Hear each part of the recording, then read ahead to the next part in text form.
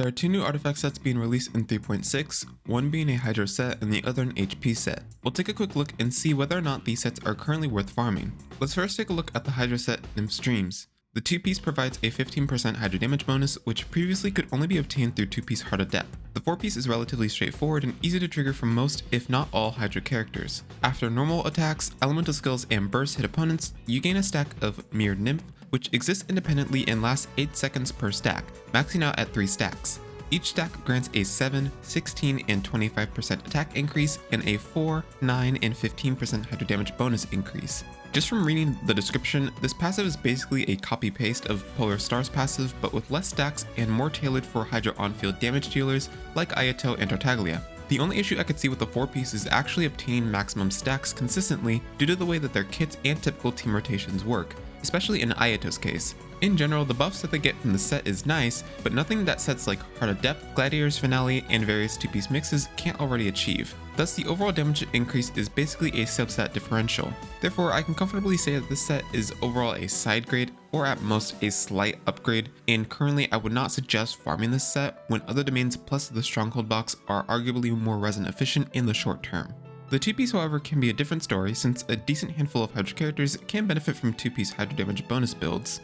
This is especially the case for people who are still trying to get solid 4-piece pieces and just need a filler build in the meantime. Having another 2-piece Hydra damage bonus set also opens up the usage for a 2-piece with Heart of Depth and Nymph Streams. However, it wouldn't provide much benefit, but it's still an option nonetheless. Next up is the HP set Vourukasha's Glow. The 2-piece provides a 20% HP increase, which is nice for HP scaling characters and is another 2-piece for HP percent scaling outside of Tenacity of the Millilith. The 4-piece increases elemental skill and burst damage by 10% flat. When the equipping character takes damage, this damage bonus is increased by 80% for 5 seconds per stack, stacking up to 5 times. To minimize any confusion, this basically provides a maximum of a 50% damage bonus. Stacks are independent and the effects can be triggered even when the character is off-field.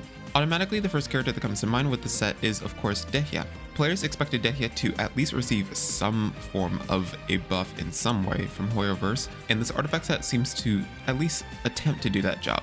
However, after looking at some of the calculations done by people in Dehya mains and other TC forums, it seems that this set barely outperforms Emblem of Severed Fate. In fact, technically speaking, it would be even worse when taken into account her energy needs to use her burst every rotation, though this is assuming you are actually trying to use her burst each rotation, and energy needs can somewhat vary depending on the enemies that you are fighting in the Abyss. Regardless, Emblem still seems to be her overall best set, with Vourukasha's Glow only really pulling ahead consistently if you have Dehya at high constellations or if the subsets are a lot better compared to your Emblem set. Outside of Dehya, I think this set is definitely meant for future characters down the line as well, as it doesn't really go that great with other HP scaling characters unless you're building them very offensively or they are super heavily invested. Additionally, the 4-piece passive requires the character to take damage somewhat frequently since each stack only lasts 5 seconds, meaning that unless you're against something like the Consecrated Beasts, it may be difficult to maintain max or even most stacks consistently enough to make use of the set effectively. The only other person currently who could maybe, and I really mean maybe, use this set justifiably is Nilou, as the stacks would be somewhat easier to obtain from taking Bloom Core damage on field, plus it would give her burst a slight bit of extra damage. Despite this, it would actually probably be better to just use the 2-piece and use the other 2-piece from HP Tenacity to increase her Bountiful Core damage through her Ascension 1 passive.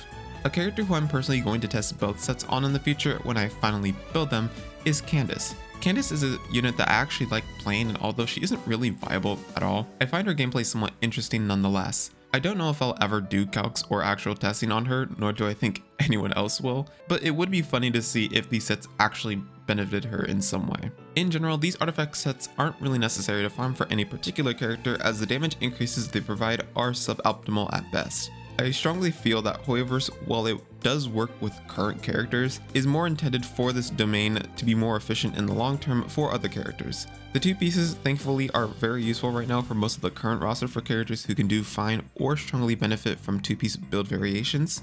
Regardless, as of now, unless you really want your child, Dehya, or whoever you're intending to farm it for, to do the absolute most amount of damage possible at the cost of thousands of resin, I really wouldn't recommend farming this domain as your top priority.